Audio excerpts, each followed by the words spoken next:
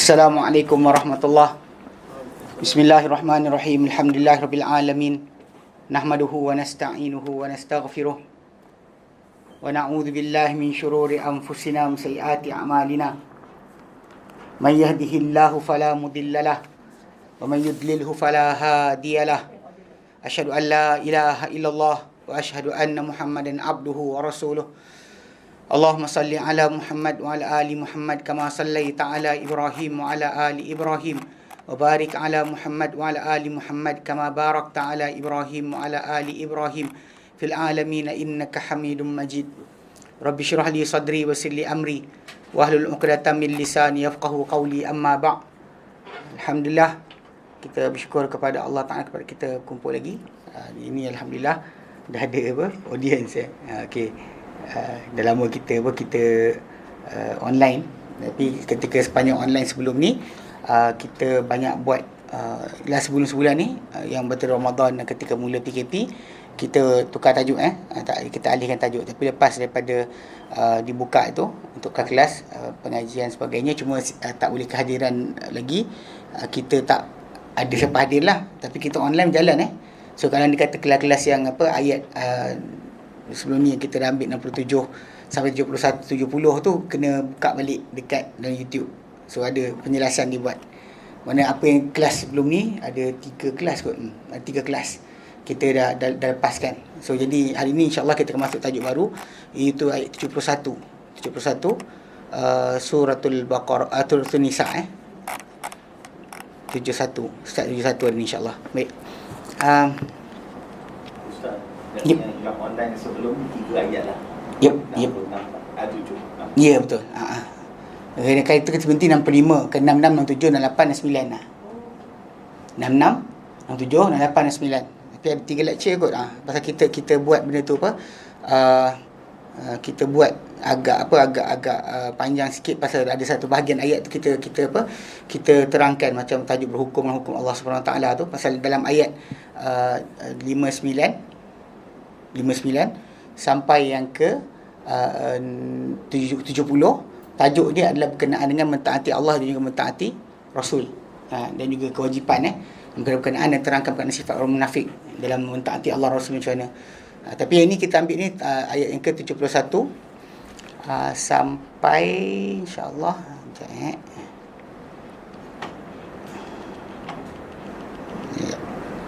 yang kita ambil ni 71 start dia, tajuk baru. Sebab dia macam kita terangkan itu, setiap ayat Al-Quran ni atau ayat Al-Quran dalam surah tertentu, sebenarnya dia ada potongan-potongan, dia ada segmen-segmen dia. Kalau kita follow up ikut segmen, kita akan nampak flow cerita ataupun perbincangan yang dibincangkan. Kalau kita tak belajar tentang tajuk dia punya flow tersebut, kita akan macam blur. Tiba-tiba ayat datang bincang tajuk sekian. Kenapa? Pasal benda tu kita kena tahu kenapa dia bincangkan tajuk tersebut. Okey, jadi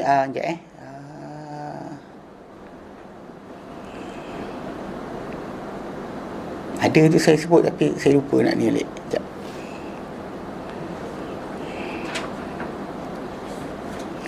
Surah tu. Okey. 1 2 okey 2. Dia perbincangan kita yang sekarang ni, potongan yang kita ambil 71 sampai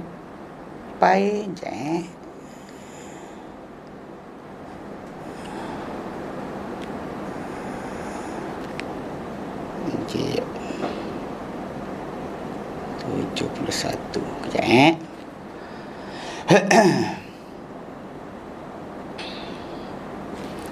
handphone pun blur. Dia punya color hilang je. Okey. So dia kalau kita macam tajuk yang sebelum ni kita ambil 59 70. Itu tajuk khas. Yang kita nak sekarang ni 71 sampai ayat yang ke dah 59 70 tajuk masalah taat Allah Taat Rasul okey 71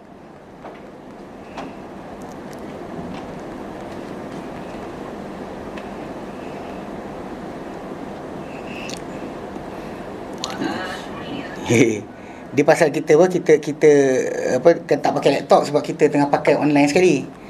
Sebab tu kita tak pakai ni. Kalau tak saya pakai laptop, saya buka terus dekat laptop saya. Tapi kat sini ni sikit jap. Mati langsung handphone. Dah tak payah. Mati. Okey, tak apa. Nanti dia macam kita, insya-Allah nanti sampai ni lah. Sekejap cek dulu.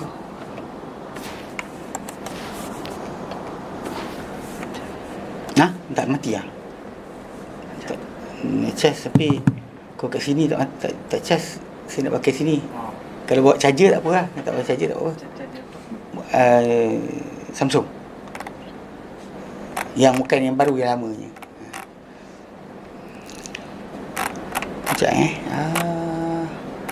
Sekejap 71 sampai 79.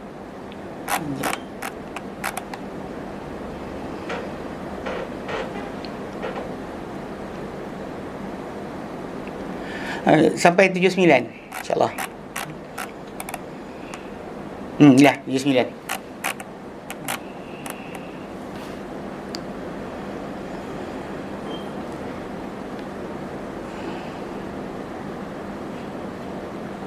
Lepas satu 71 sampai 81 10 ayat. Dia berkenaan dengan tajuk arahan untuk berjihad fisabilillah, yang pengertian jihad tu apa. Dan juga kewajipan untuk membantu dan juga menyelamatkan umat Islam yang tertindas. Okey, jadi kita akan bincang sini insya-Allah. Kita mula ayat yang ke-71 kita baca Baik.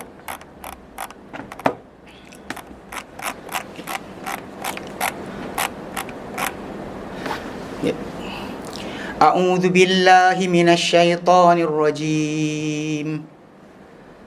Ya ayyuhalladzina amanu khudhu khizrakum fanfiru thubatin aw infiru jami'a.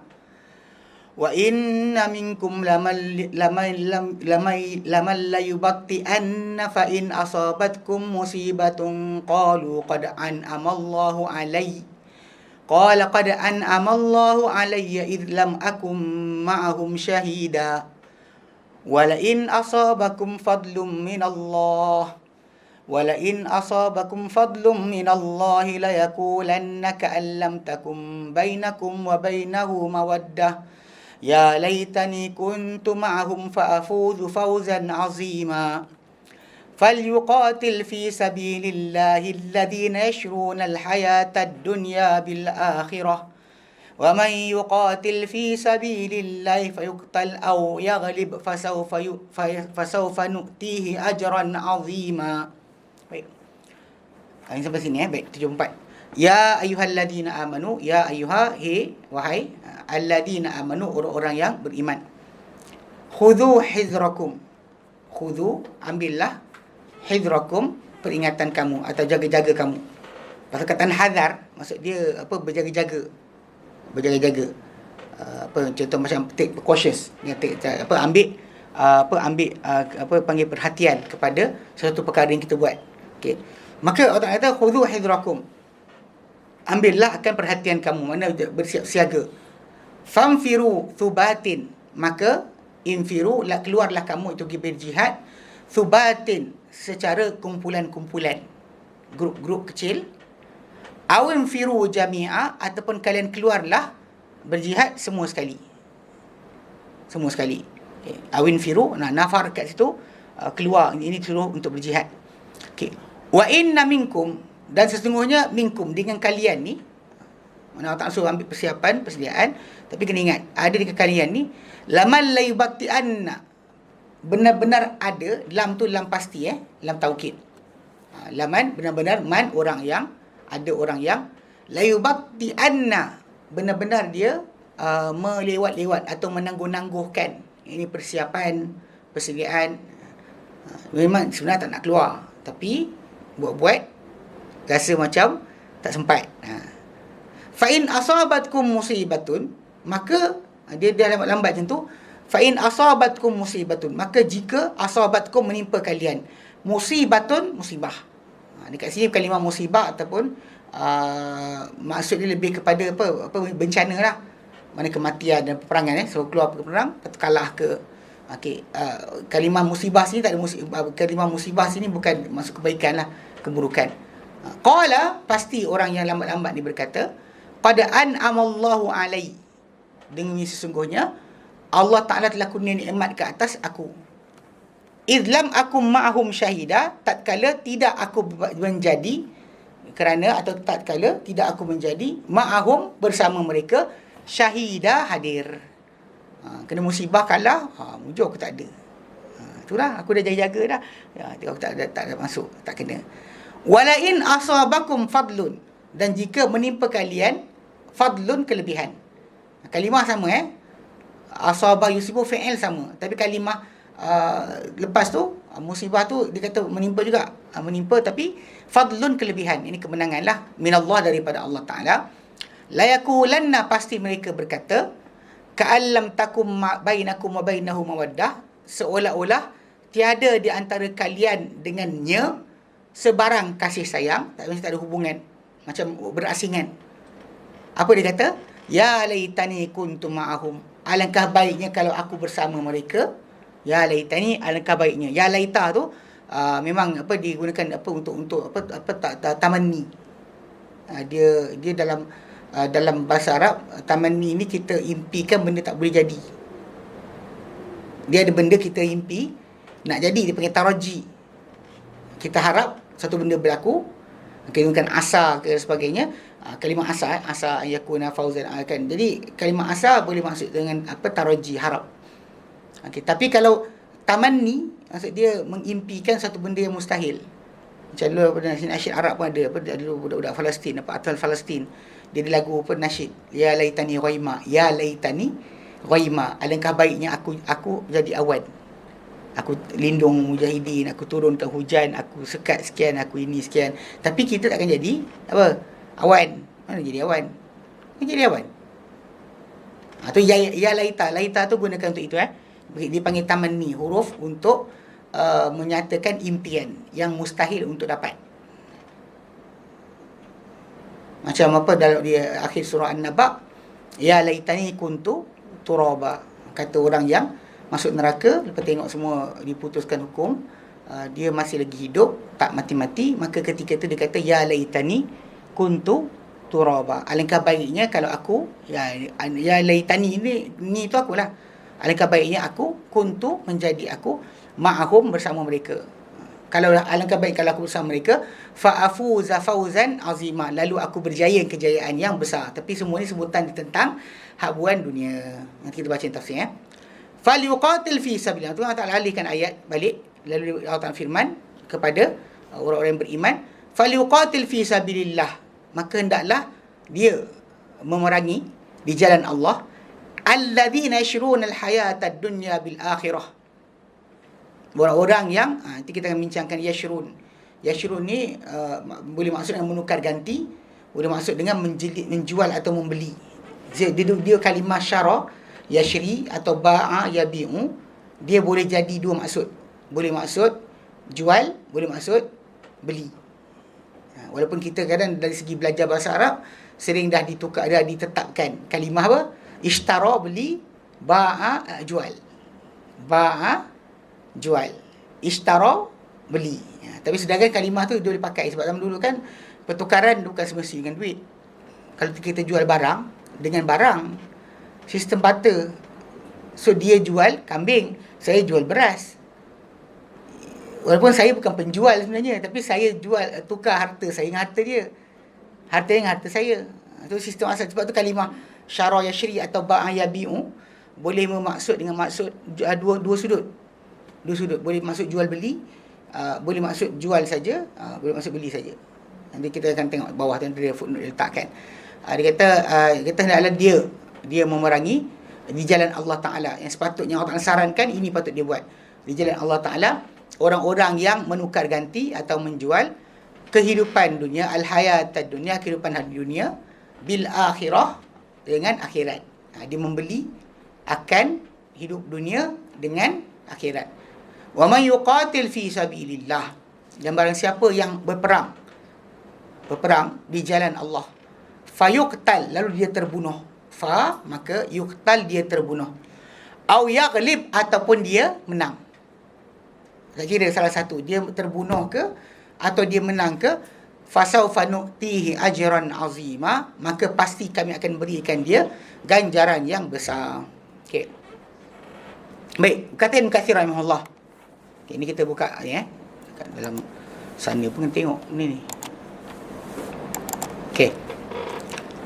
Okey, dalam ayat berikutnya itu berkata Ibn Katsir rahimahullah, ya'muru ta'ala ibadahul mu'minin, memerintahkan Allah Taala hamba-hambanya yang beriman, bi akhdhil hadari min aduwihim, untuk mereka mengambil jaga-jaga atau siap sedia atau siap siaga terhadap musuh mereka.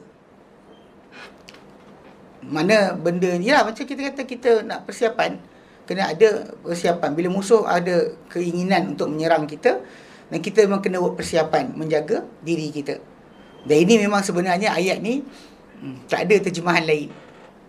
Kalau kita tengok dalam konsep zaman sekarang kan, bila ada setengah-setengah pemimpin dunia ni menjenayahkan perang kan, dia menjenayahkan perang. Tapi ayat ni biasa ditujukan kepada orang Islam bila melawan balik.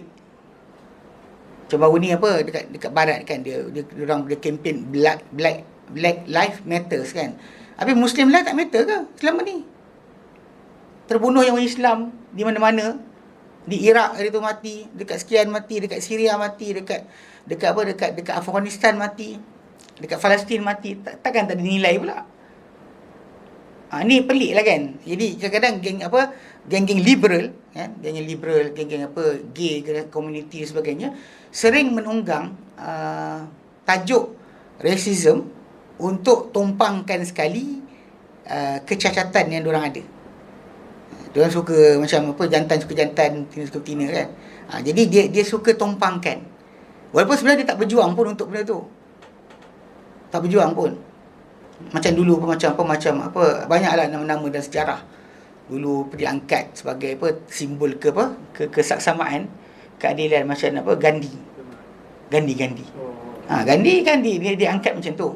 Tapi sebenarnya Gandhi di Afrika dulu, dia adalah seorang ketika dia bertugas di Afrika sebagai peguam bagi kerajaan Inggeris. Ketika tu dia tak pernah pun bela rakyat kulit hitam. Tak ada. Bagi dia anggap diri dia Brahmin lagi tinggi daripada yang lain. Tapi itu bukan demi dia Ustaz masa tu. Itu tajuk asal dia. Kalau kesaksamaan tadi, penindasan tadi, tak boleh kita kata bila tempat kita jadi tempat orang tak kena. Macam tadi lah dekat US, Black Lives Matter. Kat tempat lain, takkan nyawa tak nilai. Macam juga Gandhi tu kan, dia anggap diri dia. Sebab tu baru ni ada dalam 2-3 tahun lepas start gerakan merobohkan patung-patung dia dekat Afrika. Sepatung dia diangkat sebagai simbol kesaksamaan. Tapi bila orang baca balik speech yang dia pernah terangkan, dia pernah sampaikan, tak ada pun kaitan. Tak ada kaitan pun dengan ni. Ketika kebebasan kita faham lah. Tapi diorang nampak dia macam simbol keamanan. Tapi sebenarnya dia adalah pegawai Inggeris. Lawyer. Bertugas untuk Inggeris mendakwa orang-orang Afrika. Dikarut lah kan. Tapi cuma tak tugas kat negara dia je lah. Cerita kelakar. Ala kuliah. Jadi maksud dia okay. Bila kita baca dalam konteks ni, memang sebut tentang masalah terjemahan, translation bagi jihad, yang sering ada orang cuba alihkan kepada maksud bukan peperangan. Ayat ni tu tak boleh buang. Pasal ayat ni tak ada bincang tajuk lagi. Lagi baca sampai bawah, tak ada kaitan dengan tajuk masalah lain. Sebab tajuk dia adalah peperangan, bukannya masalah perjuangan secara umum. Kalau kita kalimah jihad, kita guna kalimah jihad tu, kita ada orang baca dua lah, jihad harta, jihad nyawa, jihad sekarang dia pecah-pecah lah. Jihad jihad nafsu. Tapi dalam ayat ni nak buang mana? Pasal ayat ni ajak untuk pergi perang. Kalau kita baca ayat nanti kejap lagi, depan sikit ayat 75 nanti, memang terang-terangan Allah Ta'ala berikan tajuk arahan untuk keluar pergi berjihad, pergi perang untuk menyelamatkan kaum Islam. Sebab tu kat sini ayat ni dia kata apa? Dia kata ya ayyuhallazina amanu, kata khudhu hizrakum. Mana ambillah persiapan kamu. Mana keluarlah berjihad sekumpulan-sekumpulan atau keluar semua sekali. Dia tak ada terjemahan lain. So itulah kadang kita bimbang umat Islam kita tertipu dengan dakwah barat, lalu kita ambil Islam tu side yang diorang suka je. Side mana yang diorang rasa bagus, Islam tu patut berjalan macam ni, so dia terangkan. Mana yang Islam ada tajuk kenegaraan, buang. So Ustaz, dalam konteks ni yang kata kena berjihad dari segi konteks peperangan, that mean obligation ni termasuk negara-negara Islam lah. Ya, saya semua sekali. Kalau it's a big deal lah. Ha? Banyak yang kita tak buat lah. Banyak tak buat lah. Cuma balik pada asal macam kejap, itu sebab kenapa nanti kita kata apa, tajuk kita yang rakyat pula, kita bergantung pada syarat jihad. Jihad dalam Islam ni mesti ada pemimpin yang arahkan. Tu je. So pemimpin jawab nanti. Tu je lah. Dia tajuk dia gitulah. Macam kita bincang mengenai masalah hudud dan potong tangan, kita tahu hukum dia. Hukum potong tangan tu wajib. Memang Allah Ta'ala suruh potong tangan pencuri, Allah Ta'ala suruh perintahkan. Yang kena buat mula-mula sekali adalah pemerintah lah. Saya kuasa di tangan dia, penjarakan orang pun dia. Kan? Ini boleh jual, ini tak boleh jual, mana menjaga, mana tak menjaga. Maka peraturan duduk kat tangan dia lah. So dah tak buat, tak jawab nantilah. Setiap pemimpin, kalau siapa, sebab tu kadang-kadang banyak para ulama tak nak jadi qadi. tak nak pegang jawatan. So kat situ nampak macam separuh je kerja. Tapi macam ada lah separuh kata, kalau kita tak ambil tindakan, kita jaga agama, walaupun separuh, walaupun sebahagian saja, siapa nak jaga? Takkan nak bagi orang tak pandai agama jaga. Baik kita jaga daripada orang jahil jaga. Semua benda dihalalkan nanti. Semua benda boleh. Tak gila.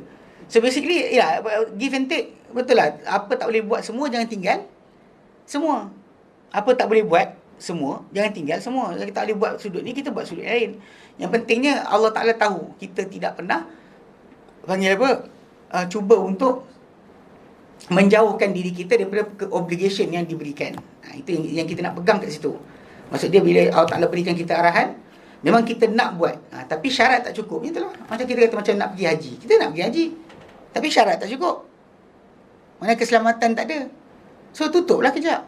So basically macam solat berjemaah. So sentiasa dia mesti ada bentuk syarat. Macam kita kata macam telah macam solat berdiri. Kita nak berdiri tapi kaki tak ada. Nak berdiri je dah. So bila cukup syarat kita buat dengan sepenuhnya. Tapi bila tak boleh, ikut keadaan dibenarkan sajalah. Sehingga sebab itu kita kata kat sini, ayat ni nanti kita baca sampai ke depan, memang tak ada jawapan lain, tak ada terjemahan lain.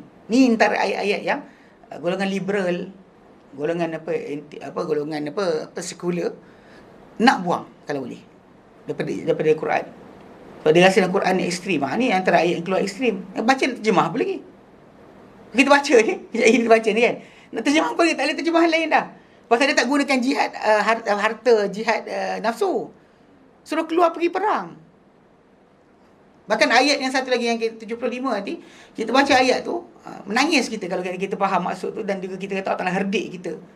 Bila suruh menyelamatkan orang Islam kita yang tertindas di tempat yang lain, Allah Ta'ala tanya soalan, kenapa kamu tak keluar? Kan? Jadi itu yang kita akan baca depan. Jadi tak ada terjemahan lain.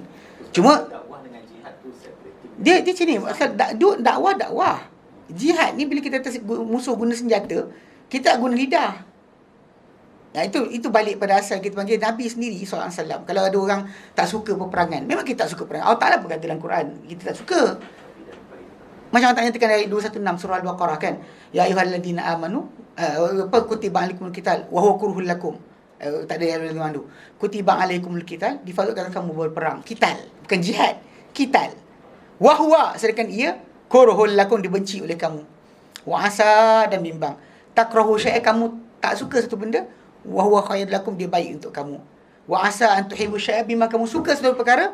Wa huwa syarrul lakum, dia buruk untuk kamu. Wallahu ya'lamu wa antum la ta'lamun. Allah tahu, kamu tak tahu. Ini basic yang kita kata banyak ayat macam ni yang kita kata banyak disalahertikan ya. Balik pada asal, kalau orang kata jihad digalakkan, Islam disuruh. Ya, kita isytihar. Ya. Tapi masalah syarat kena jaga jugalah. Syarat tadi kena ada arahan pemerintah, bukan kita keluar sendiri. Sebab zaman Nabi, para sahabat semangat marah dengan musyrikin, tapi diorang tak angkat pedang kecuali Nabi kata ya. Kan nampak orang munafik kan, Umar geram. Umar kata dengan Nabi, ni aku pancung kepala orang ni. Nabi kata apa? Nabi kata jangan. So dia tunggu Nabi kata boleh ke tidak. Dekat situ kita faham bahawa pedang tak berjalan, jihad tak berjalan kecuali dengan arahan pemerintah. Itu basic yang kita tak boleh lari. So pemerintah tak suruh, kalau dia kata dia ada pemikiran masalah, dia tak lantak. Tapi kalau dia kata benda tu dia buat, dia tak nak keluar untuk berjihad dan sebagainya kerana dia sukakan dunia. Itu dia jawab depan Allah Ta'ala lah. Kita bersiap sedia. Cuma bersiap sedia tadi, ni yang tajuk kena persiapan tu jaga-jaga. Kadang-kadang kita nak pergi berjihad, sanggup berjihad, tapi tak pernah jaga kesihatan badan. Jalan naik tangga pun dah mengah. Tangga saya tak boleh sampai atas, kan? Contohnya, maksud dia tak boleh orang tu kata dia nak pasal kat sini suruh bersiap sedia. Khudhu hidrakum, kan? Dia kata wa hadha yastalzimu ta'ahubu lahum, mana ini memestikan persiapan, bersiap siaga untuk menghadapi mereka. Dengan apa? Bi'adaril aslihati wal udad, dengan mempersiapkan akan senjata dan juga perkakas. Ni tulis kan, wa takthiril adad, dan juga membanyakkan bilangan. Banyakkan bilangan rakyat. Antaranya kan, kalau pergi perang, rakyat kita berapa orang je nak pergi perang, macam mana? Kan, bilangan yang sanggup berjihad pun diramaikan, galakkan, tekankan. Cuma kita kata macam kes lah, macam dia dekat dalam perkara ni, contoh macam dekat kami kat Yaman kan, dia negara dia orang miskin, tapi yalah, macam persiapan ketenteraan tu dia macam Singapura buat. Kan Singapura kan dia rasa macam terancam pasal dia negeri kecil. Pasal tak diletakkan semua rakyat dia kewajipan untuk pergi masuk khidmat ketenteraan. National Service. Sebenarnya kalau kita itu pun tak payah buat PLKN pun, buat National Service betul. National Service betul. Mana kita buat siapa yang dia aman tu dua-dua. Either you opted for teaching, sebab tak masuk tentera, pengajar 2 tahun. Mengajar sekolah. Jadi cikgu. Ataupun masuk tentera 2 tahun. Either one. Memang benda tu, memang kita kata kepatuhan dan sebagainya. Macam Korea pun ni. Orang Malaysia kita kan pergi ikuti drama-drama Korea. Pelakon-pelakon Korea tu diwajibkan untuk pergi tau. Masuk National Service. Sebab dia anggap negara dalam ancaman. Yang ancaman kan, dia ada dekat utara tu ada tentera negara ni. Dia tahu nak guna pistol macam mana kot. Itu maksud dia. Padahal dalam Islam benda ni dia adalah persiapan. Pasal kita bukan tunggu bergantung pada tentera saja. Pasal setiap umat Islam itu adalah tentera bagi kerajaan. Dia bukannya hanya tentera yang dilantik.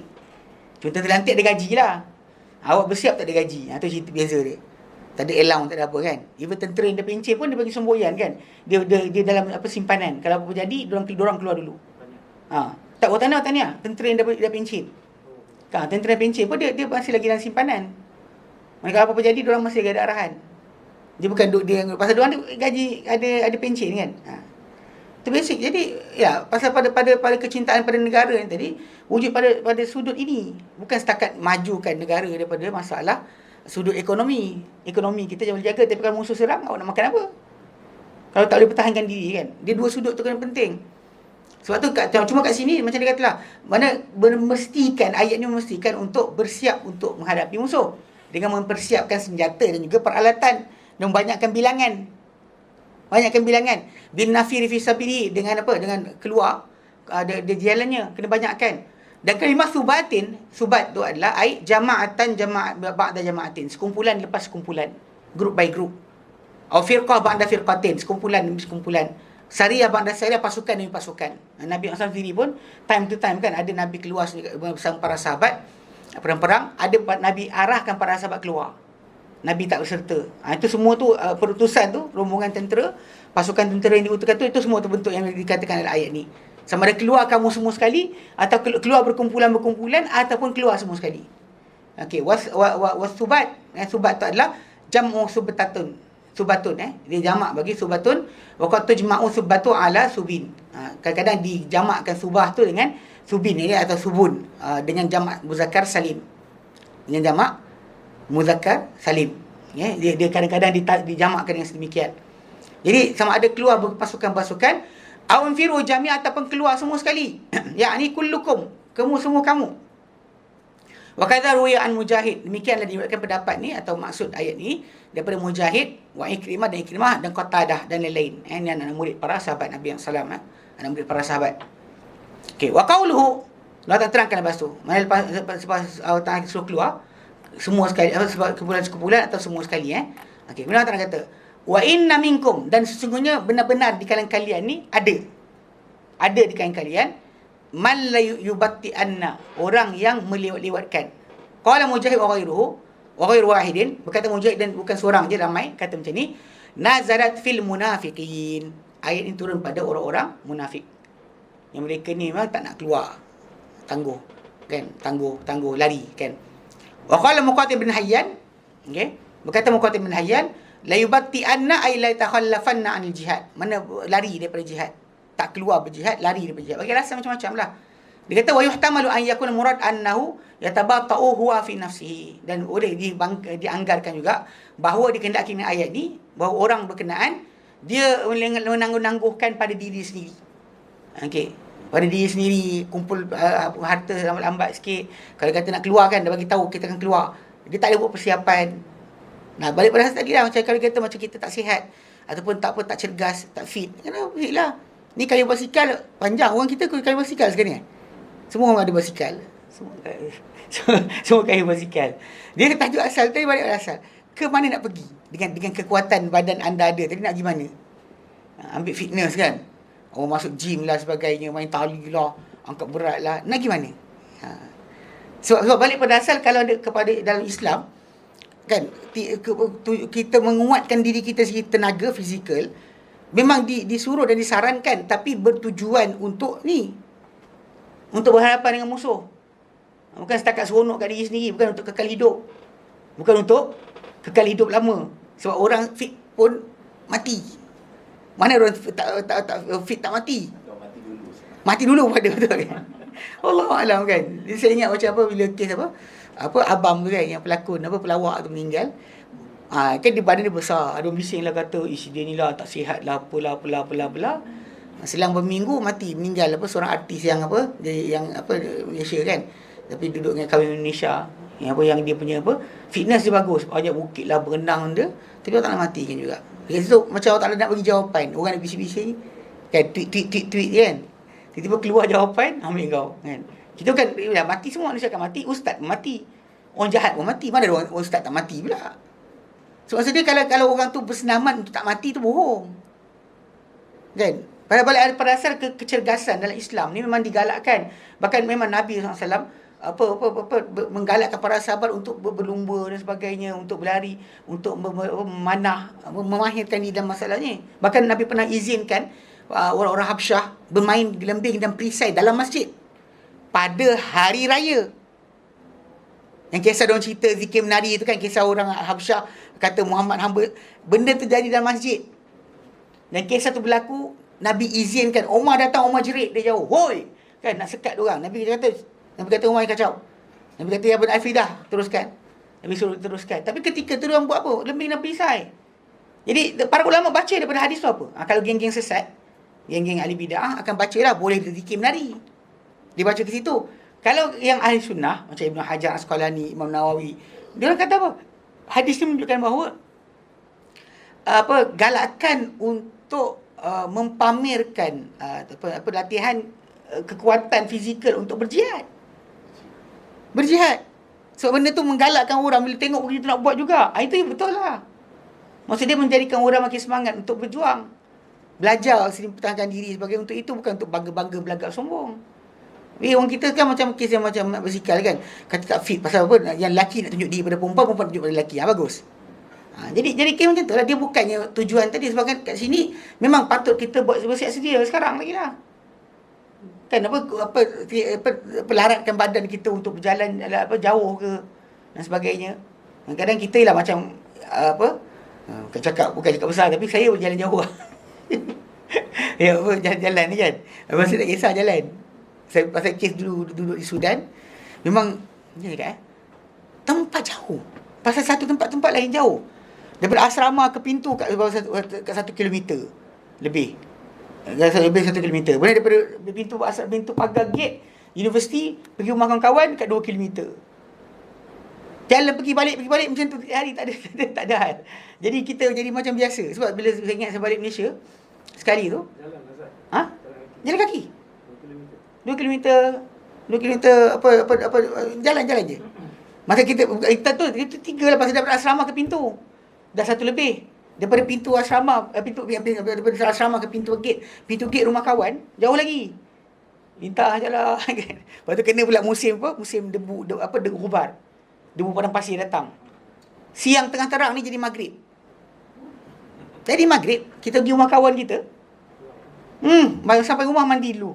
Penuh mata, habuk, dengan pasir, telinga masuk pasir. Dia cakap apa? Tak, dia rasa macam kurang selesa lah. Rimas. Dekat sana baju hancur cepat. Mungkin friction kan, kita duduk gesel-gesel kan.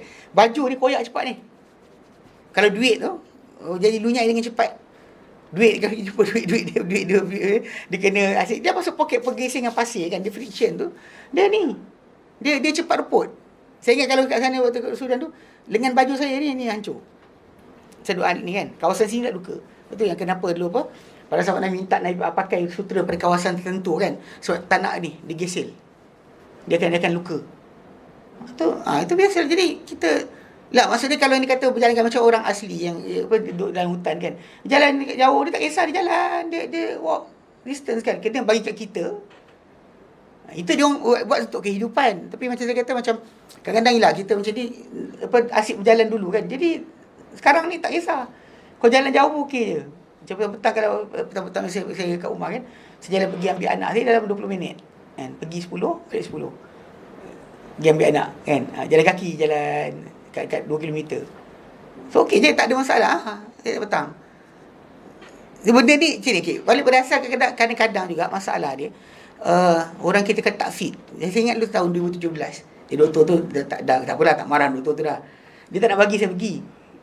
Saya dapat pergi haji tahun 2017. Lepas tu doktor tu dia tengok gula saya. Gula tinggi. Dia kata, "Encik boleh bagi encik pergi. Gula encik tinggi." Saya tahu, saya kata. Lepas saya datang ke klinik pun, saya naik motor sebagainya. Bukan saya datang atas kursi roda. Kalau saya datang dengan tak larat dan dia tak dihalang, saya faham lah.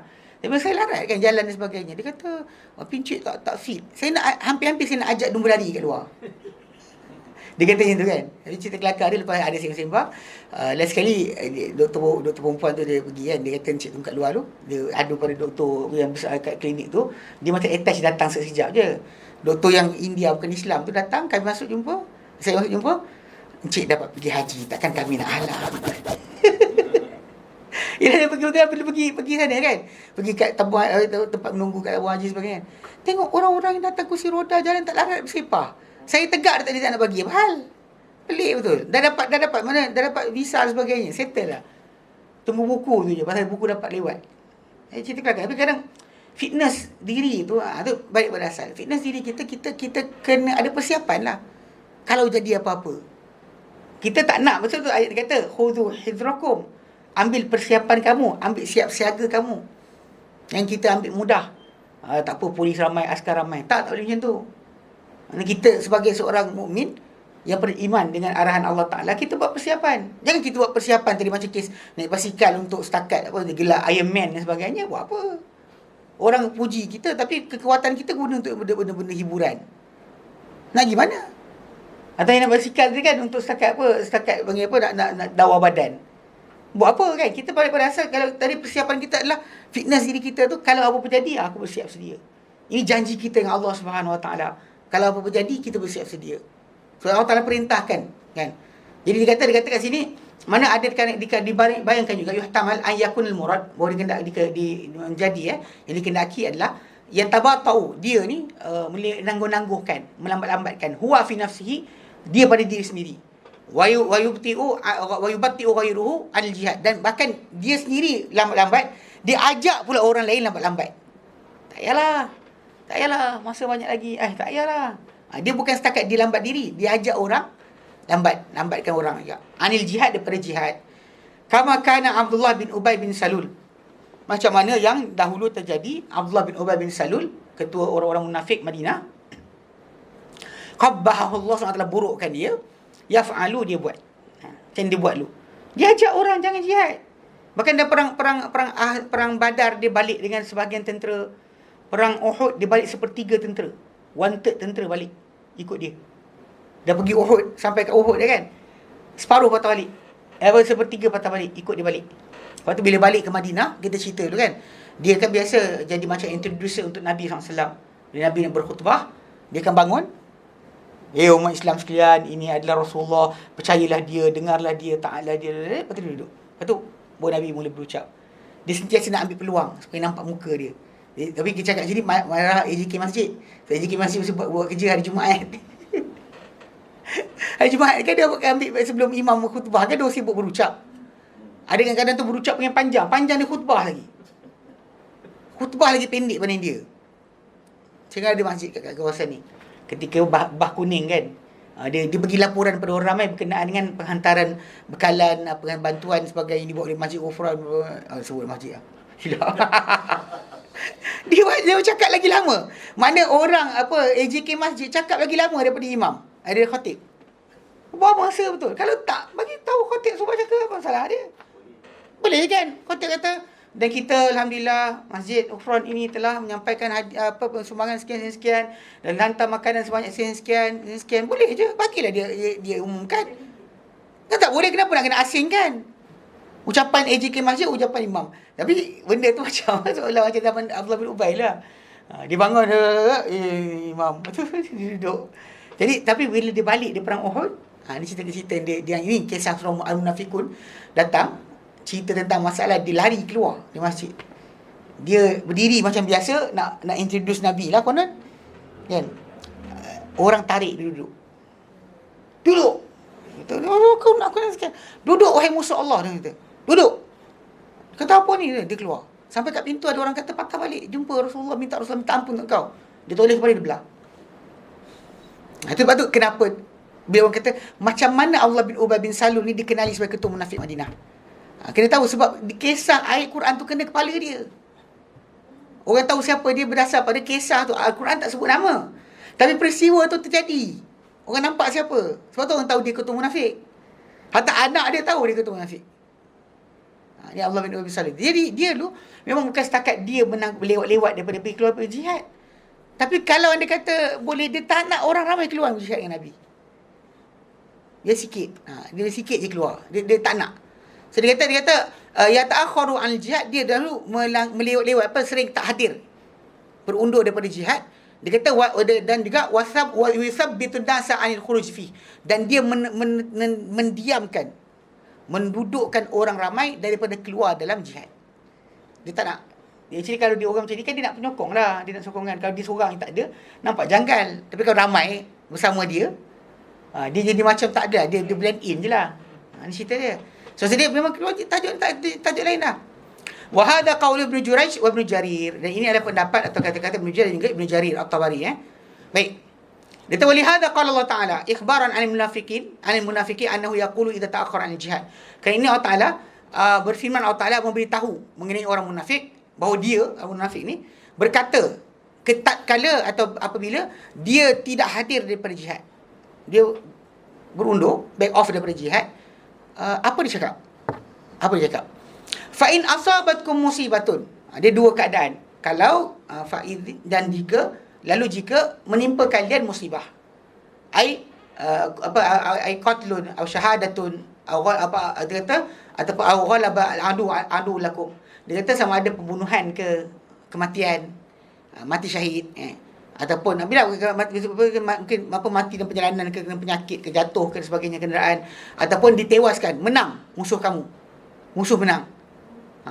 Jadi kalau terjadi lillah fi dzalika min hikmah, kerana apa yang bagi Allah dalam perkara tersebut ada hikmah. Allah Taala jadikan musibah tu berlaku ada hikmah. Kita baru ni kan kena sampai sekarang masih lagi kena coronavirus ni kan, COVID-19. Daripada apa yang terjadi sekarang, apa yang Nabi pesan itu sunnah, so ikut cakap pemerintah, terjadilah. Nampak kesan dia. Kan Nabi pesan kan, Nabi kata usikum bis-sam'i wa ta'ah. Aku dengar perintah kamu untuk dengar dan taat. Sekalipun menjadi ketua pada kamu hamba Habsyah. Benda ni orang sering mempermainkan. Sebab kita pernah sebut kan, pasal dalam masyarakat kita ni banyak tengok movie cerita Cina, lawan raja, kan bunuh raja, kita Mak Saleh bunuh raja, lepas tu happily ever after. So kita memang macam diajar untuk memberontak. Ajar untuk memberontak lawan pemerintah. Kita dalam masa tak suka pemerintah tu tak ada masalah. Tak setuju, tak ada hal. Tapi dalam arahan dia mempunyai maslahah. Bahkan arahan mereka yang kita panggil apa? Pada perkara tersebut panggil apa? Walaupun sunnah kuat, pendapat diorang tu masih kena ikut. Contoh macam kisah zaman Osman bin Affan. Kan cerita tu kan. Osman bin Affan kan dia pergi solat Zuhur dan Asar di Arafah 4-4. Di jamak tamam. Jamak tapi tamam. Jamak 4-4. Tapi bila orang terjumpa Ibn Mas'ud, kata Nabi solat berapa? Dia kata 2-2. Abu Bakar 2-2. Umar 2-2. 2 Zuhur 2 Asar. Osman, inna lillahi wa inna ilaihi raji'un. Serius? Kan pasal benda tu Rasulullah buat ni siap. Lepas tu orang tanya dengan dia, engkau salat berapa? 4-4. Okay, even though dia tak setuju dengan Osman, walaupun Osman ada ijtihad sendiri, pasal Osman anggap diri dia macam orang Mekah. Sebab Osman dia ada harta di Mekah, harta di Madinah. Macam inilah macam kita, kata kita ni duduk Kuala Lumpur, kita ada harta di sini. Ni kita ada kat London, ada rumah. Macam anak kita duduk asrama lah. Kan dekat Pulau Pinang dia ada asrama. Dekat sini dia ada rumah kita. Dekat sana tak ada jamak qasar. Dekat sini tak ada jamak qasar. Dua tempat. Terutama qasar lah tak boleh lah. So jamak mungkin ada selain musafir sebab dia. Tapi ini tak ada. So kalau di balik rumah kita, dia tak boleh jamak solat qasar. Dekat sana dekat asrama ada. Mana boleh? Tak boleh juga. Sini mustautin, sana mukim. Ini tajuk ni yang timbul tajuk dia. Sebab Osman bin Affan anggap diri dia macam tu. Sebab dia kahwin dengan Mekah, orang Mekah sebagainya. Jadi bila macam tu keadaan, so dia solat 4-4. Tapi benda ni ikut pada sunnahnya yang Nabi buat. 2-2, Nabi tak buat 2-4-4. Tapi bila orang tanya dengan dia, engkau apa, bila Osman dia giling kepala kan. Tapi bila orang tanya dengan dia, kau buat berapa? Dia kata apa? 4-4. Dia buat ikut Osman. Dia ikut Osman buat. Dia tak langgar Osman. Sebab bila orang tanya ni kenapa tak buat, dia kata tak boleh. Nabi kata imam dijadikan untuk diikuti. Dia pegang itu, imam dijadikan untuk diikuti. So kita tak setujuan kita, tak tu benda. Tapi masalah ketaatan tu benda yang lain. Nabi suruh taat. Sebab kalau start orang ni ada pendapat dan sebagainya, semua dia cakap, atau macam kita kata majoriti. Tak boleh.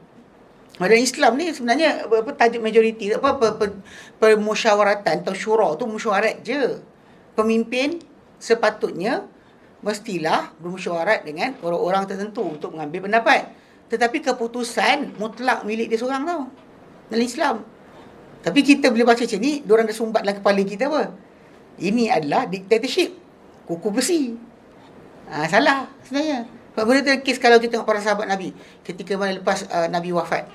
Abu Bakar As-Siddiq radhiyallahu anhu, dia teruskan tentera Usamah. Usam bin Zaid, Nabi lantik dia jadi ketua tentera umur 17 tahun. Belakang dia semua para sahabat yang senior. Jadi tentera bawah dia. Dia 17 tahun. Nak keluar tapi Nabi sakit, diorang tangguh kejap. Lepas Nabi wafat, Abu Bakar suruh keluar. Sebab Nabi dah angkat panji, dah serah. Orang ramai tak setuju letak Usamah. Abu Bakar teruskan juga, kata Usamah. Dia tak cakap apa. Dia terpaksa terima walaupun dekat situ nampak Abu Bakar tak demokrasi. Tak demokrasi. Time nak bunuh orang yang tak bayar zakat. Perang, angkat senjata. Para sahabat ramai tak setuju. Umar antara yang tak setuju. Tak setuju pasal masih solat. Abu Bakar suruh perang. Solat, perang tak perang? Perang. Sebab apa? Sebab para sahabat faham Nabi kata dengar dan taat. Itu benda yang orang kita sekarang ni, zaman kita ni banyak yang tengok hasil kat US lah sekarang ni. Nak tengok hasil dia, sunnah dengan bid'ah. Tengok hasil dia. Orang yang konon revolt, rasa angkat ni sekian sebagainya. Macam dulu dia buat yang Arab Spring. Semua menyesal sekarang. Semua menyesal. Semua kata zaman sekian lagi baik, zaman sekian lagi baik. Semua cakap macam tu. So benda tu bukan jalan cara Islam dalam menaikkan pemimpin. Bahkan keluarnya Muslim dalam keadaan tadi adalah salah. Maksudnya kita Islam tunjuk perasaan tidak wujud. Tak setuju dengan pemerintah tak ada hal. Hantar email ke, telefon ke. cakap dengan dia ke, kan dia tu depan-depan cakap dengan dia direct ke, tak ada hal. Revolution haram. Dan Islam tak ada. Lepas tu Nabi sendiri SAW, dia hanya keluar berjihad sebagai daripada dia ada negara sendiri. Dia tak revolt dekat Mekah tu, bunuh orang suka hati kat dalam tu. Bahkan Nabi tak suruh pula para sahabat yang ada kat situ bunuh pula orang-orang tengah-tengah malam, tak ada. Nabi tak suruh dia punya hamba para sahabat yang hamba-hamba suruh bunuh tuan tengah malam, ada? Tak ada. Nabi tak suruh. Kenapa? Kan hamba tuan dia jahat. Kalau kita baca dalam cerita dongeng Cinderella ke Snow White ke apa kan, nampak tak dia revolt tu adalah satu bentuk daripada bentuk jalan penyelesaian masalah. Perasan tak? Dekat sini sebenarnya ni ujian Allah Ta'ala berikan. Bila Allah Ta'ala berikan musibah, dia ada hikmah. Hikmah kat sini kalau orang tak nampak juga, bagaimana mengikuti sunnah tu menyelamatkan nyawa, memberikan kestabilan, mengelokkan masyarakat sebagainya. Kalau tak nampak ke tak tahu lah. Kat US kan ni tak turun. Saya ingat saya baru ni tengok satu dekat Florida kot, yang diorang datang cakap ke diorang buat satu hearing, governor dan sebagainya ada sebagainya, kemudian mahkamah. Kan perempuan cakap, saya tak pakai mask macam tak pakai seluar dalam. Itu dalam perbualan tu diorang kutuk depan-depan tu, dia kata komunis lah apa sebagainya. Tapi sekarang tengok apa jadi. Nombor naik lah. Naik. Angka di Florida tu antara paling dahsyat naik. Diorang disuruh buat, tak nak ikut. Jadi sini lah. Balik pada asal itu sebab kenapa Islam ni, Nabi pesan suruh dengar dan taat. Kita dengar dan taat. Itu sunnah. Sebab tu dalam konteks masa macam kita sebut tu, dalam Islam ni sebenarnya hang tuah itulah sunnah. Jebat tu bid'ah. Orang sering nampak jebat lawan raja bagus kan? Kata tak? Salah. Kalau tak ada, lepas raja mati, that's the last raja of lepas tu kan hancur, habislah. Tak boleh. Memang kita kata raja tu zalim sebagainya, dia akan jawab depan Allah Ta'ala nanti. Sebab Allah Ta'ala mukmin, dia ada simpanan, dia ada assurance yang lebih besar. Sebab kita kalau kita nak keadilan sehabisnya dunia, tak selesai. Takkan selesai. Macam Hitler dapat tangkap bunuh. Dia bunuh katakanlah kononnya 6 juta. Kalau kita bunuh dia dengan pakai gas sekali je, dia bunuh 6 juta. Kita boleh dapat keadilan untuk satu nyawa. Ada 5,109,999 orang punya, tak dapat lagi. Sebab tu lebih baik serah pada Allah Ta'ala punya keadilan. Dan bahkan kalau sekiranya orang tu boleh bertaubat dan juga baik, itu juga dalam Islam digalakkan. Kan kita mesti orang tu tonggeng, kita tepuk tangan. Tak? Itu ada perbezaan kat sini. Sunnah tu lain. Sebab tu kat sini yang bila kata, kadang-kadang Allah Ta'ala beri kekalahan, penyakit dan sebagainya, ada hikmah tersembunyi. Yang lepas semua kita macam, patutlah Allah Ta'ala tak bagi sekian, patutlah Nabi suruh sekian. Baru tahu. Dulu orang ingat main-main kan, Nabi kata, bila Nabi kata wabak penyakit ni adalah hukuman Allah turun ke atas orang sebelum kita, dan Allah Ta'ala jadikan dia rahmat untuk orang beriman. Bahkan Nabi kata barang siapa bersabar kan, mengharap ganjaran Allah Ta'ala, tinggal dalam rumah dia. Dan riwayat kata tinggal dalam negeri dia, diberikan dia pahala mati syahid. Ini benda dalam hadis Musnad Ahmad dan juga Abu Daud, hadis sahih. Betul, panduan hadis sudah ada, tapi orang kita bising pula. Tapi masjid takkan nak biar kosong. Betul tak? Ini cerita kelakar dia. Hari tu di Indonesia, time kita tengah sibuk tak bagi orang pergi masjid, dia buat juga. Pakistan Ustaz. Masuk datang je, dia buka masuk juga. Ramadan masuk je semua sekali. Sampaikan dia orang punya orang-orang frontliner, dia kata terpulang lah. Dia fed up. Dia give up. Kita kat luar ni duduk diam. Sebab dia tak nak cakap tu je pasal benda ni dalam konsep dia. Betul kita ada khilaf pendapat tadi. Saya pribadi saya lebih setuju soft dirapatkan, sebab Nabi tak pernah ada pun benarkan untuk soft dijarang-jarangkan. Mana ada hadis yang kata tak boleh soft berjarak? Tak ada. Ini kan masalah ni Masalah ni memang kita jelas. Nabi dalam rumah, para sahabat luar rumah. Ini kiri kanan Nabi suruh rapatkan. Tapi dalam masa yang sama, para ulama yang saya tengok jumhur para ulama kata benda tu digalakkan saja. So dia kata ada seorang sahabat takbir sebelum masuk saf. Takbir, rukuk sebelum masuk saf, dan solat dia sah. Kalau solat dia batal, Nabi suruh ulang balik. Solat dia sah. Bila solat dia sah, maksudnya kalau orang tu berjarak tu, itu tajuk dia. Memang Nabi larang solat di belakang saf bersendirian. Para ulama bahaskan tajuk dia. Ada ulama kata benda tu membatalkan solat, ada kata tak. kemakruhan. Allah ala kulli hal kita tak ada khilaf kat situ. Lepas tu bila baru ni bila jadi macam ni kes ni, Syekh Abdul Muhsin Al-Badr kan, daripada Saudi, dia pun dapat macam tu juga. Dia kata tak setuju, tapi bila orang kecoh tu, dia tulis surat, dia bagi tahu betul dia pun tak setuju, tapi bila kerajaan dah berikan arahan sekian, ikut, kata. Kita betul boleh ada pendapat sendiri, tapi tak boleh langgar kerajaan punya perintah. Walaupun kerajaan langgar syarak. Itulah tadi yang syarak tadi, guideline dia apa. Sebab kes Osman tadi tengok alik. Osman takkan dia boleh mensyariatkan apa Nabi tak syariatkan. Betul tak? Kamu tengok kisah tadi kan? Tapi macam kita taat pada ibu bapa semua kan? Yup. In that context, katakan Tapi selagi mana dia tidak melanggar. Itu balik pada asal tadi. Kat situ mana langgarnya? Kalau ikutkan pada hadis tadi, itu yang dia kata ada hadis. Macam kes saya sebut tadi kan, Osman, 4. Nabi buat, Abu Bakar buat, okey, Osman buat 4. Kat situ, tapi tak tanya Ibn Mas'ud tu. Kan dia giling kepala. Tapi lepas tu orang tanya dengan dia, kau buat apa? 4. Dia dengar. Sebab tu kita dah kena faham kaedah para sahabat beramal. Sebab kita nak faham dalil tadi kan, tak boleh melanggar syariah. Soalan sekarang ni, bab apa? Kalau halalkan yang haram, ya kita langgar, kita tak setuju. Iyalah, buat berkenaan langgar syariat tu kena berikan pendetailan. Apa maksud langgar syariat? So itu fake lah, dalam belajar fake lah yang Fake pun sebenarnya fatwa para sahabat yang dia tengok daripada Nabi. Dia kan fake macam geng-geng ahli bid'ah punya fake tu, semua boleh. Ini fake ni maksudnya kita tengok para sahabat Nabi punya pendapat macam mana. So dekat situ wujud masalah tadi. Lepas tu kita kata macam kes ni kan, datang masjid sebagainya. Kau kata jangan datang masjid, dia sibuk nak datang juga. Hilangkan syariat tak ada. Padahal sebenarnya dalam kisah Ibn Kathir cerita, ketika di Mesir dulu, zaman dia tinggal di Mesir, pernah jadi kes kematian 300 orang sehari, 300 person per day. Macam virus ni.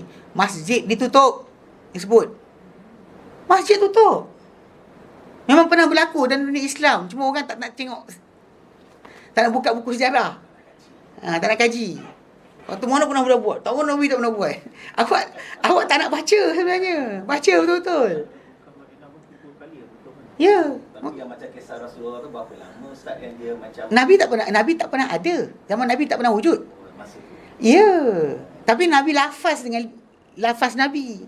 Kalau jadi buat begini, antara arahan Nabi adalah tinggal dalam rumah. So masa Rasulullah memang Tak pernah. Tak pernah jadi. Nabi sebut. So dekat sini kita faham. Sama Ustaz. Zaman Umar pun jadi sekali. Zaman Umar. Itu pun Umar pun kena kabut nak buat apa tak tahu. Tapi Rasulullah pernah predict benda ni jadi. Nabi bagikan, Nabi, kita kata Islam ni penyelesaian bagi segala masalah masyarakat dunia akhirat. Dunia akhirat. Dunia akhirat. Sebenarnya kita tahu penyelesaian dunia akhirat tadi, apa benda yang membaikkan umat Islam, pasti Nabi dah sebut dah. Belajar cari jumpa. So Nabi sebut dah. Nabi akan bagi arahan tadi. Nabi kata kalau berlaku Nabi kata orang tinggal dalam rumah atau tinggal dalam negeri, dijanjikan pahala mati syahid. Kenapa Nabi beri jaminan macam tu? Maksudnya benda tu besar. Kat sini yang kita kata orang kita kena ada kata, pergi pasar boleh. Pasar tu untuk makan, kau tak makan mati. Sedangkan solat memang boleh dibuat di rumah. Pada keadaan-keadaan tu macam kita baca Sahih Muslim tu kan, yang sahabat tu, dia kata kalau hari hujan datang, dia tak lagi masjid, dia minta Nabi solat kat rumah dia, letakkan satu sudut untuk dia solat. Kan kisah tu kita baca. So Nabi ada kata dengan dia, pergi sahaja, langgarlah atau persetankanlah banjir itu, ada. Nabi tak kata macam tu. Nabi datang, Nabi raikan dia. Bahkan Nabi tanya, mana tempat kau nak solat? Engkau nak aku solat? Dia tunjukkan sudut mana kat rumah ni kan. So Nabi pun solat di situ. Dan solat bersama para sahabat, solat sunat. Kita baca dalam kisah tu solat sunat kan. So kat situ kita dapat faham. Sebenarnya kalau ikut kepada Nabi SAW punya sunnah ni, sebenarnya memang Nabi berikan guideline tu dah ada. Orang tak nak baca-baca betul-betul je. Nabi raikan dia untuk solat di rumah ketika hari ada banjir. Yang ni banjir air bah tu tak mati sangat. Bah padang pasir bukan besar sangat pun. Kalau kita kata macam bah kita lain lah. Tapi Nabi raikan dia untuk duduk di rumah. Yang ini Nabi dah pesan pun dengan pesanan, tinggal di rumah atau tinggal dengan lafaz dia. Jadi orang kita bising. Oh, ini teori konspirasi lah.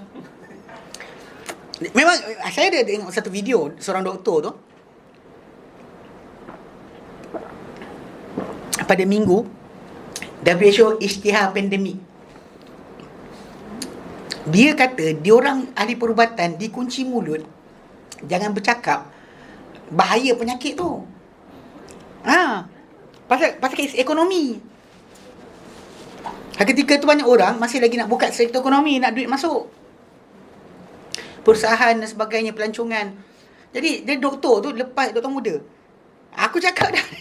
Cuma dia kata lah ketika tu memang betul WHO, kita tahu WHO ni bekerja lebih kepada Eropah. Sebab bila Eropah punya nombor meningkat, baru dia start keluar isytihar pandemik. Ketika benda tengah berlaku daripada China pergi ke Jepun, pergi Korea, dia senyap. Sekarang memang itu istilah pandemik tu bila penyakit lintas sempadan. Dah jadi dah. Tapi dia tak isytihar lagi. Sebab kerajaan-kerajaan dunia ni kebanyakan tunggu WHO punya isytiharan.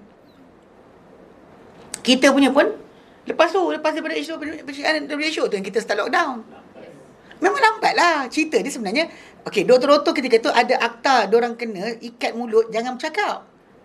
Menakut-nakutkan orang, tajuk tu. Sebab kalau dia cakap, orang akan takut.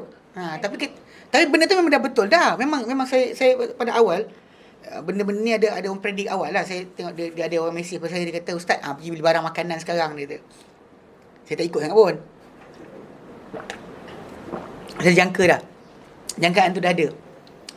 Sebab start ni sekian. Bila dia akan effect lah makanan lah sekian, tak boleh keluar. Dia ada mesej, ada kawan mesej. Dia tu Ustaz pergi beli makanan. Saya cakap saya, tak apa lah. Lepas tu malam saya pergi kedai kan, macam biasa. Tengok orang beratur. Saya kata, gila apa ni kan. Kedai nanti shop kat rumah tu habis barang. Nak cerita itu yang sebenarnya ditakuti berlaku. Bila panic buying ni berlaku, memang kelang kabut. Mungkin orang gaduh sebagainya, sekian. Ini kat Malaysia, dekat US pecah kedai lah. Itu memang geng kafe ni tak kira. Kan kononnya sekian-sekian sebagainya, pecah kedai. Pasar raya habis hancur. Mencuri. Itulah kebaikan demokrasi. Saya kata nak ejek pun ni juga kan. Tapi itu keadaan dia. Jadi kadang-kadang ada orang kita ni, saya perhatikan dia macam kata benda ni ni ada saya tegur seorang hamba Taala. Dia tulis siapa yang kata benda ni bodoh. Sebab dia kata gila. Sebab dia kata tanpa vaksin penyakit sembuh. Padahal tindakan kita lockdown tu, kita ikut sunnah Nabi suruh tahan tu, itulah sebab nombor tu turun. Tak ada vaksin pun tak apa. Tapi jangan orang jumpa lah sementara. Sampai dia incubation dia habis. Incubation untuk virus tu habis. Memang tak kena dah lah. Tapi ikut arahan Nabi. Jadi ada orang kata tak payah buat apa pun selamat. Siapa cakap? Tengok nombor yang betul sekarang dekat US, kat mana negara-negara yang langgar. Brazil itu mula tutup. Yang Mexico tutup balik. Nombor naik balik kan. India tak mula-mula pun tak, ketika orang tengah sibuk lockdown, dia tak lockdown langsung. Tiba-tiba satu hari dia kata 24 jam lockdown. Gila lah. Sebab ada orang yang datang dia tak ada gimana nak balik kampung, dia jalan ratus kilometer, mati on the way. Nak berjalan balik kampung 800 kilo 900 kilo jalan kaki balik kampung. Dah tak ada, kenderaan dah tutup. Kerajaan lockdown. So jadi basic pada asal kan. Sebab tu kenapa arahan Nabi bila dengar wabak penyakit, Nabi kata suruh apa? Dengar. Simple as that. Kadang-kadang kata lama Nabi tak sekian. Nabi punya arahan tu wahyu. Sebab tu bila kita follow, ini hasil yang kita dapat lihat sekarang. Kita semua kan syukur, alhamdulillah, benda ni makin lapang kan. Tuan-tuan pun dapat datang kelas. Sekolah pun nak buka. Kan? Sekolah pun nak buka tak lama lagi. Sebab jumlah tu memang betul-betul turun. Peribahkan dalam negara ni, cuma kita bimbang yang balik dari luar je. Yang balik dari luar, yang disuruh kuarantin diri, tak kuarantin diri. Itu memang garut. Diorang kalau nak jadi balik pun daripada diorang lah. Kalau kita dalam negara ni tak ada muncul lah. Dah habis. Nak keluar lagi pun tak boleh sekarang. Dia dah start buka dah. Tengok negara. Tengok negara mana. Nah je. Ada negara yang kita boleh, negara-negara yang tak boleh lah. Tapi nak apa keadaan sekalipun, dari sudut yang tadi, so saya kata Allah Ta'ala kenakan musibah, tapi dia ada hujung tu nanti bawa kita. Nampaklah selama ni pun tak nampak apa asas mentaati kerajaan sebagainya, tak pemerintah. Actually, kalau kerajaan tak senonoh sekalipun kan, kalau rakyat dia tak boleh nak terima, tak rasa nak memberontak, takkan tamat. Afrika contoh negara yang dahsyat kes ni. Tak asyik revolt kan. Pembebasan. Sampai sekarang tak selesai. Once kita jatuhkan orang sebelum kita dengan senjata atau tunjuk perasaan, kita boleh jatuhkan cara yang sama. Mesir antara contoh dia. Dijatuhkan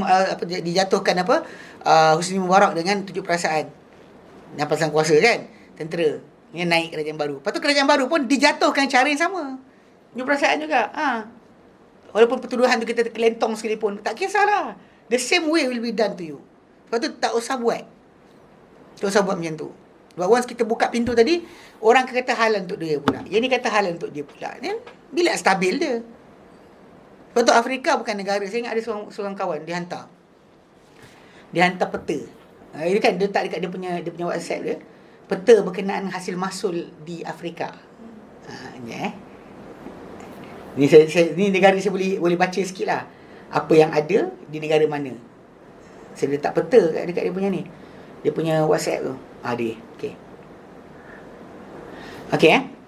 Kalau dekat belah, contoh macam belah Mesir ke atas, crude oil, lepas tu petroleum. Okey. Kemudian ke arah Libya, petroleum and natural gas.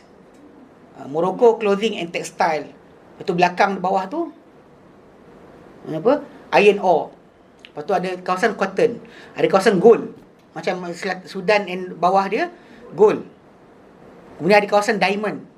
Tu crude oil, coffee, grain, tea. Mana dia letak macam peta macam tu kan. Semua benda kaya ni. Ni benda ni, dia letakkan mana tu? Semua benda kaya, benda-benda kekayaan dunia sekarang ni, benda mahal. Tapi kenapa tak makmur? Tak ada pemerintah ditaati. Setiap yang naik itu akan boleh dijatuhkan oleh siapa saja. Dari segi dalaman, benda ni yang ditanamkan oleh penjajah dulu. Ditanam untuk lawan diorang tak, lawan kerajaan baru ya dia ajar. Dan lawan diorang revolt, diorang tak boleh. So, saya kata, jaga sikit. Sekarang ni bahaya. Banyak orang buat surah ajar buat bidah. Sunnahnya, apa kita dapat rasai sekarang? Kalau kita ikut macam Nabi arahkan, dan kita faham apa jadi sebenarnya. Tengok keliling kita apa jadi. Negara-negara macam Vietnam sebagainya, ni negara yang kuku besi. Siapa tahu negara tu kan, kuku besi. Memang dia kata rakyat dia diam tau. Dia pernah rasai terseksanya di bawah pemerintahan zalim.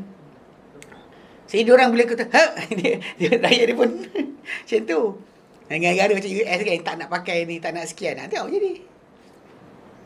Itu bahaya dia. Sebab tu kenapa di sini ada hikmah. So kalau umat Islam kalah pun ada hikmah, tertewas pun ada hikmah.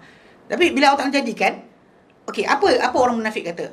Qala qad an'amallahu alayya id lam akum ma'ahum syahida. Semuanya telah telah mengkurniakan nikmat Allah Taala ke atas aku tak kala aku tidak menjadi bersama mereka hadir. Ai id lam ahduru alam ahdur ma'ahum waqa'atal qital. Tak kala tidak aku hadir bersama mereka peristiwa peperangan. Kemudian dalam masa sama, wala in asabakum fadlun min Allah. Sebaliknya kalau kita menang pula, tentera Islam menang balik, dia tak ikut kan? Okey. Ai nusira wa zafara wa ghanimatan. Jadi dia kata menang, berjaya dan juga mendapat harta rampasan perang. Apa munafik berkata? La yakulanna, pasti mereka berkata, ka'allam takun bainakum wa bainahu mawaddah, seolah-olah tiada di antara kalian dengannya sebarang kasih sayang. Ka'allaisa min ahli dinikum, seolah-olah macam dia bukan daripada ahli agama kamu. Dia nampak umat Islam menang, tapi tak rasa macam kemenangan untuk dia. Kita kalau contoh macam macam kita kat Olimpik lah dan sebagainya kan, bila pelumba basikal negara Malaysia menang, kita kayu basikal tak pandai, tak laju pun, tapi dia menang kita bangga. Betul tak? Okey. Dekat sini tajuk tadi, bila umat Islam menang, balik daripada peperangan menang, orang munafik, dia tak rasa kemenangan tu dikongsi oleh dia. Dia rasa kemenangan tu terpisah. Sampai dia kata, ya alaitani, alangkah baiknya kuntu ma'ahum, aku bersama mereka, fa'afuzu fawzan azimas, lalu aku berjaya kejayaan besar. Sedangkan dia memang dah mengaku Islam, tapi dia tak rasa dia bersama umat Islam. Tak rasa. Ini pasal dia orang rasa diri mereka berasingan daripada Islam. Okey. Dengan sebab bahawa apa dia kata, dia akan berjaya apa? Bi an yudrabali bisahmin ma'ahum fa ahsulu alaihi. Dengan bahawa dibuatkan untuk aku satu habuan bersama-sama mereka. Jadi kata bersama mereka ma'ahum fa ahsulu alaihi, aku dapat perolehi. Sebab memang tentera Islam dalam kes peperangan berdasar pada ayat 41 surah Al-Anfal, 41 Al-Anfal, memang tentera Islam ni pergi perang, balik kaya. Menang, balik kaya.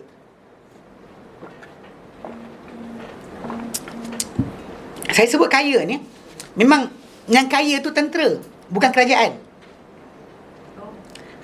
Ini silap Sebab apa diperolehi dalam peperangan tu, diagihkan kepada siapa hadir di peperangan.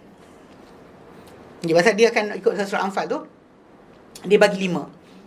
1/5 milik Allah dan Rasulnya, yang akan dibagi 5 pula Zawil Qurba wa Yatama Masakin bin Sabil. Dia akan bagi pada 5 bagi untuk Allah dan Rasulnya, Zawil Qurba, keluarga Nabi, wal Yatama Masakin bin Sabil. Ni 5/5 ni situ. Nabi dapat 5/5. 1/5 daripada 1/5. Okey. 4/5 lagi pula bagi pada tentera yang hadir. Tak kira dia bertempur tak bertempur. Asalkan dia bersama dalam kumpulan tentera tadi, dia tukang masak ke, tukang kayu ke, tak kisah. Yang penting dia hadir. Kiraan dia, siapa jalan kaki, 1. Siapa berkenderaan, 3. Yang penting dengan 3 tu apa? 1 milik dia, 2 milik kenderaan dia. Memang betul kenderaan kita makan banyak dari kita tau. Tak perasan ini zaman dulu punya kisah kenderaan dengan zaman kita punya kisah sama je. Kita banyak mana kita makan? Banyak mana kita makan? Nasi, 2 pot boleh? Tak boleh. Kan biasa makan 2 pot seorang. Ni yang kan normal tak tu? Okay. Maksudnya kalau kita makan kita sikit kan? Kalau kita beli kuda, makan banyak banding kita tau. Kadang-kadang saya tengok macam kalau kadang-kadang ada orang beli ayam kan, ayam tu makan banyak daripada dia. Pasal tak? Dalam peperangan, pasal apa yang berkenderaan ni, sama ada dengan unta ke, kuda ke, kan, apa kenderaan dia bawa kan. Kenderaan tu makan banyak daripada dia. Kat sini kalau orang nak cerita berkenaan dengan hak asasi binatang dalam Islam ni, dia diberikan hak. Kalau dia turut serta dalam peperangan tu, dia dapat 2. Manusia dapat 2, binatang datang dapat 2. Tahu tak? Binatang tu pasal dia membantu untuk mempercepatkan kejar musuh, mempercepatkan sekian, rempuh musuh, tengok keadaan suasana peperangan, cepatkan sampai sebagainya kan. Gertak musuh sebagainya dengan kehadiran binatang-binatang tu. Binatang tu dapat 2, tuan dapat 1 je.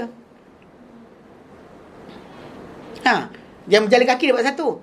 So dalam Islam, bila jihad fisabilillah ni berlaku, sebenarnya orang yang pergi tu dia tak pernah rugi apa-apa. Either A, kalau dia mati, syurga. Kalau B, dia menang, ada harta rampasan perang, dia akan dapat. Ini memang yang bakal sebenarnya dihalalkan untuk umat Muhammad sahaja. Kalau umat sebelum Muhammad, harta rampasan perang tu digelar apa? Spoil of war. Kan? Spoil of war dibakar. Sama ada dia orang bakar, dia letak ataupun letak kumpul tengah padang, nanti datang peti hamba bakar. Dia orang tak boleh makan. Lalu Nabi kata diberikan aku 5 perkara. Antara 5 perkara yang Nabi dapat, umat Nabi sebelum Nabi tak dapat, adalah dihalalkan untukku harta rampasan perang. So, jadi kalau kita kata, kalau sebab tu bila orang munafik, bila dia tak hadir sekali perang, kita tengok orang dapat, dia kata, langkah banyak kalau dapat. Kalau dapat. Memang kita kata besar dan banyak jumlah tadi. Jumlah dia memang ni diberikan, diagih-agihkan. Tentera tu dapat. Bukan kerajaan yang dapat. Mungkin zaman kita mungkin akan dicakap apa tentera dapat gaji. Kerajaan dah bayar. Mungkin leka Allah alam. Zaman dulu, tentera, dia persiapan keluar tu dia sendiri, kenderaan dia sendiri, senjata dia sendiri, baju besi dia sendiri, bekalan makanan dia sendiri. Sebab tu kalau kita baca dalam surah Taubah, ada orang-orang yang datang nak pergi berjihad, jumpa Nabi tak boleh bawa pergi, balik menangis. Sebab Nabi kata, aku tak dapati apa benda boleh aku beri untuk bawa kamu. Diorang balik nangis sebab tak dapat keluar. Diorang tunggu kalau ada lebihan infak untuk bawa kenderaan ke diorang ke, bekalan, boleh follow. So bukan suka-suka hati ikut. Jadi tak boleh. Kalau kata tentera tak bagi, tak masuk. Betul yang saya kata tanpa pemerintah tak boleh pergi berjihad tu. Sebab Ibnu Umar perang Uhud dia tak boleh pergi. Umur dia 14. Dia muda setahun. Nabi tak bagi dia keluar. Tapi tahun berikutnya perang Ahzab, Nabi bagi dia keluar. So bila Nabi benarkan dia keluar tu, kat situ kita faham bahawa wujudnya arahan pemerintah untuk keluar jihad. Faham okey. So dia kata wa huwa akbaru qasduhu wa ghayatu muradihi. Dan ia terapasan perang tu adalah sebesar-besar tujuan dan juga matlamat kehendak dia. Memang dia nak itu je lah. Okey. Thumma qala ta'ala, Allah Ta'ala firman. Okey. Pada orang beriman yang keluar berjihad. Kata fal yuqatil ay al-mu'minul nafiru. Iaitu hendaklah memerangi berperang orang beriman yang keluar tu fi sabilillah, di jalan Allah Ta'ala. Perangi siapa? Alladzina yashruna al-hayata ad-dunya bil akhirah, orang-orang yang menjual atau membeli kehidupan dunia dengan akhirat. Maksud dia, yabi'u dinahu, dia jual agama dia bi aradin qalil dunya, dengan bahagian yang sedikit daripada dunia. Wa ma dzalika illa likufrihim wa adami imanihim. Dan tiadalah itu terjadi kecuali apa? Kenapa orang-orang tu jual dunia, jual akhirat untuk dapatkan dunia? Tidaklah terjadi kecuali kerana kekufuran mereka dan ketidakimanan mereka. Okey. Kat bawah tu ada kalimah syara ishtara. Dia kata syara ishtara, ya'tiyan bermakna ba'a. Datang maksud syara tapi maksud jual. Ba'a. Maksud dia a'ta syai'an wa akhadha badalah. Mana orang tu beri satu benda dan dia berikan akan gantiannya. Wa ya'tiyan bermakna ishtara, tapi syara boleh maksud dengan ishtara. Yang maksud dia al-ma'ruf ala alsitin nas, itu maksud beli. Dia kata itu akhadha syai'an wa a'ta badalahu. Dia berikan satu benda, dia ambil satu benda dan dia berikan akan gantian. Ambil barang, beri gantian, ataupun beri barang, berikan barang, ambil gantian. Pasal itu dia orang jual. Jual biasanya kita beri barang, ambil gantian. Yang tukang beli biasanya apa? Ambil barang, beri gantian. Dia ambil barang tu, dia nak barang tu. Yang jual, dia bagi barang, dia ambil gantian dia. Okey. Fahuma minad addad, dalam bahasa Arab, di kalimah isyara dan juga ba'a ni termasuk daripada kalimah dua maksud yang bertentangan. Maksudnya dia boleh pakai A untuk B untuk A. Yusta'malu kullu minhuma fi ma'nayain mutaqabilain. Dia kata digunakan dua kalimah ni, ba'a atau ishtara tu, setiap satu pada makna yang bertentangan, yang berlawanan. Wal Hazim Ibn Kathir kat sini fassara yashrun fil ayah bermakna tsani. Dia kata Ibn Kathir dalam ayat ni dia tafsirkan yashruna tu dengan makna kedua. Itu apa? Annahum ya'khudhun al-hayata dunya, mereka ambil kehidupan dunia, belilah. Mereka beli ambil kehidupan dunia, wa yaqtarunaha, dan ambil memilihnya badalan min al-akhirah, ganti bagi akhirat. Ambil dunia, lepaskan akhirat. Wa bidzalika ja'ala alladhina maf'ulan liqaulihi ta'ala falyuqatil. Dengan sebab ini dia jadikan alladhina tu dalam ayat tu maf'ul untuk falyuqatil alladhina. Okey.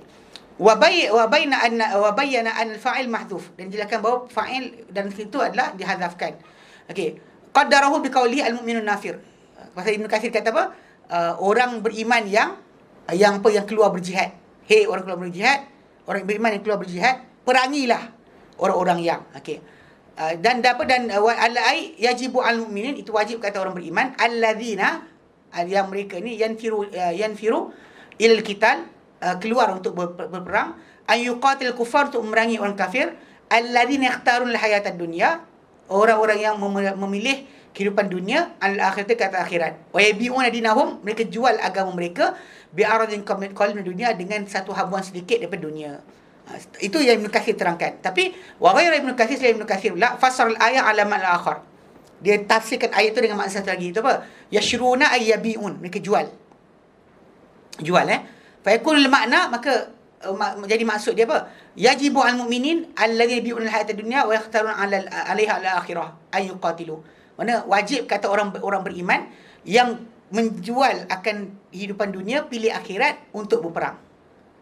Dia baca macam tu. Kalau yang lain baca ayat tu, dia kata hendaklah berperang di jalan Allah Taala orang-orang yang ingin menjual orang yang ingin menjual dunia dapatkan akhirat. Dia terus dia gunakan alladzina sebagai fa'il. Fa'il kalau Ibn Katsir alladzina tu dijadikan maf'ulun bih. Jadi tapi kedua makna dia boleh dipakai. Akan tapi yang dipilih Ibn Katsir ayat apa lebih kuat, lebih teliti. Okey. So dia kata itu